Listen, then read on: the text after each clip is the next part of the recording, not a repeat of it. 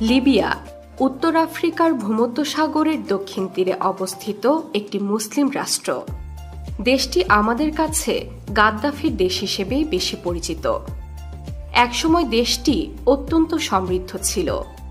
তেলের টাকায় গাদ্দাফি পশ্চিমাদের উপেক্ষা করে লিবিয়াকে উন্নত রাষ্ট্রে পরিণত করতে চেয়েছিলেন।